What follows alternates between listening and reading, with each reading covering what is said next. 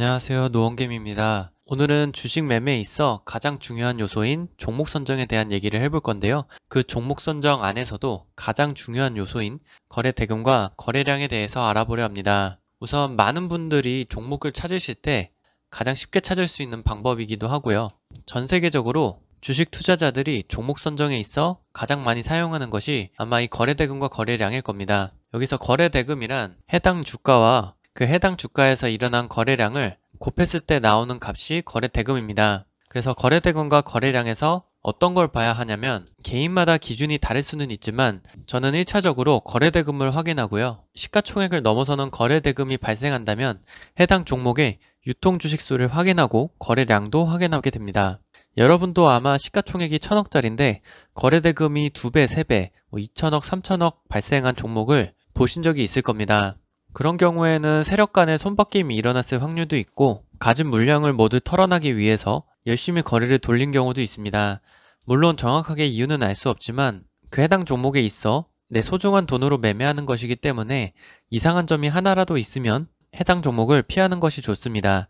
그 종목이 갑자기 상한가를 가고 내일부터 점 상한가로 3번, 4번 연속으로 가더라도 그런 특이한 경우를 제외하고는 기준과 원칙대로 매매하는 게 맞겠죠. 자, 오늘 상한가를 간 젠큐릭스라는 종목으로 예시를 들어드리겠습니다. 이쪽에 위에 보시는 부분이 거래 대금이고요.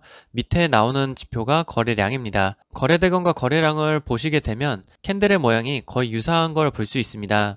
하지만 이 젠큐릭스라는 종목은 전일 시가총액이 588억 원이고요. 오늘 거래량이 장대 양봉을 만들어준 것에 비해 거래 대금은 235억 정도 거래되었습니다. 물론 230억도 작은 거래 대금은 아니지만 한국 시장에서 거래되는 수천 개의 종목 중에 이 종목이 에코프로처럼 주도주가 되기에는 상당히 부족한 거래 대금과 상당히 부족한 시가총액을 갖고 있다고 볼 수 있습니다. 그렇기 때문에 저는 젠큐릭스와 같은 종목을 피하기 위해 절대적인 거래 대금을 보고요. 보통 시장의 주도주가 되기 위해서는 당일 거래 대금이 적어도 400억에서 500억 정도는 터져야 된다고 생각합니다. 하지만 삼성전자와 에코프로 같이 시가총액이 조 단위가 되는 종목에서 500억, 300억 터진다고 상승률이 크게 올라갈 수는 없겠죠. 그렇기 때문에 이 거래대금을 시가총액에서도 구분을 하셔야 되고요. 해당 종목에 유통되는 주식의 비율을 확인하시고 실질적인 유통되는 시가총액을 직접 확인하시는 방법도 있습니다. 그리고 많은 분들이 실수하는 부분인데요. 한 주당 가격이 1000원 미만인 종목을 동전주라고 합니다. 동전주를 예를 들면 거래대금이 아닌 거래량으로 검색기를 만들었을 때 500원짜리 종목이 만주가 거래된다면 거래대금은 500만원입니다. 물론 거래량을 만주가 아닌 유통 주식수 대비 비율로 설정하실 수도 있고 100만주로 설정하시더라도 거래대금은 5억 정도밖에 되지 않습니다. 하지만 주당 가격이 50만원인 종목이 1만주가 거래된다면 거래대금은 50억이 되게 됩니다. 그렇기 때문에 거래량으로 검색기를 만드시거나 종목을 발굴하신다면 한 주당 가격에 따른 맹점이 발생할 수도 있기 때문에 초보자 분들일수록 절대적인 거래대금으로 설정하시는 걸 추천드립니다. 다음은 거래대금을 왜 봐야 되는지 설명드리겠습니다. 거래대금과 거래량이 많이 일어났다는 것은 시장에서 많은 참여자가 거래에 참가하고 있다는 뜻입니다. 많은 참가자가 거래를 하고 있다는 뜻은 시장의 관심을 듬뿍 받고 있다는 뜻입니다. 이 관심을 받는다는 것이 호재 뉴스가 나왔거나 계약 공시가 나왔거나 국가에 관련된 정책에 포함됐을 수도 있고요. 다양한 이유로 관심을 듬뿍 받고 있는 것입니다. 그만큼 해당 종목에 좋은 호재 뉴스가 나왔다는 얘기입니다. 그리고 많은 참여자가 거래를 하고 있다는 것의 장점은 예를 들어 해당 종목에서 상위 10%만 수익이고 90%가 손실이다 라고 가정했을 때 여러분들이 10명 중에 1등하는 것과 100명 중에 10등하는 것 어떤 것이 쉬울까요? 물론 두 가지 다 상위 10%로 동일하기 때문에 이론상은 동일합니다. 하지만 저 같은 경우에도 학창시절에 반에서 1등은 못하더라도 2등, 3등은 어렵지 않게 했습니다. 그렇기 때문에 저의 경우에는 10명 중에 1등을 하는 것보다 100명 중에 2등을 하게 된다면 상위 10%에 속할 수 있기 때문에 해당 종목에서 수익으로 나올 수 있다는 거죠.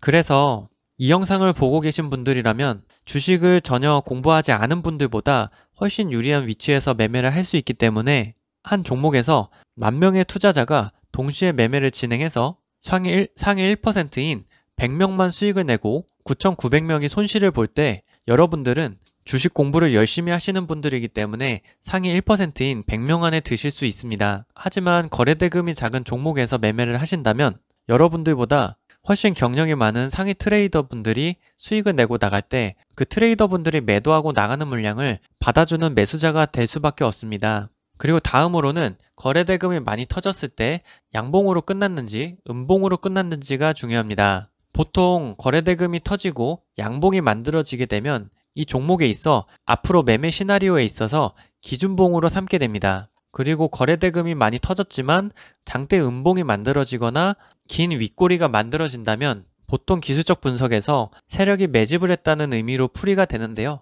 물론 여러분들이 자유롭게 매매를 하신다면 양봉과 음봉 상관없이 모두 기준봉으로 삼아서 두 개 다 자유롭게 기준봉으로 삼아서 매매를 하실 수 있지만 이 음봉이 기준봉이 아닌 매집봉이 되게 된다면 다시 상승하기 위해서 시간이 정말 오래 걸리면서 기약 없는 기간 조정이 시작될 수도 있습니다. 그렇기 때문에 초보자분들이나 장중에 대응을 할 수 없는 직장인 분들은 양봉을 기준봉으로 삼아서 매매하시는 연습을 하시길 바랍니다. 그리고 다음으로는 이 거래대금이 고점에서 터지느냐 저점에서 터지느냐인데요. 보통 거터양이라고 부르는데 거터양은 거래량 터진 장대 양봉을 줄인 말인데요.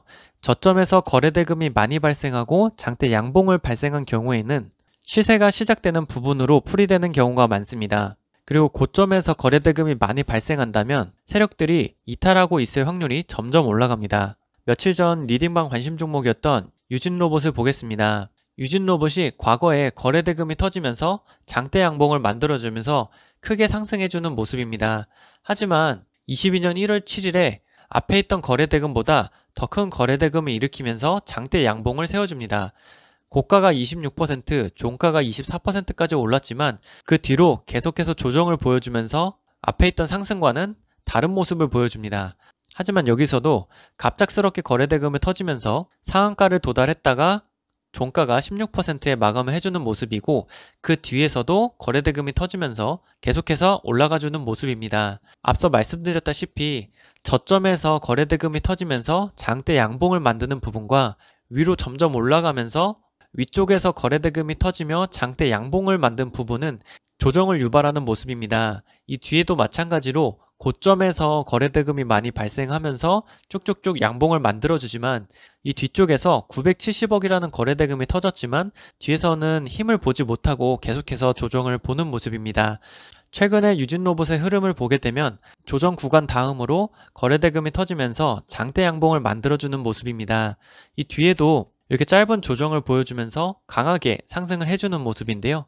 이때도 거래대금을 많이 발생해주면서 계속해서 올라가주는 모습입니다. 하지만 앞서 말씀드렸다시피 위로 올라가면 올라갈수록 거래대금이 많이 발생하더라도 이 위쪽에서 새로 매수를 하신다면 리스크는 조금씩 올라갑니다. 다음으로 볼 종목은 파로스아이 바이오인데요. 이 종목도 최근에 리딩방 관심 종목으로 드렸던 종목이고요.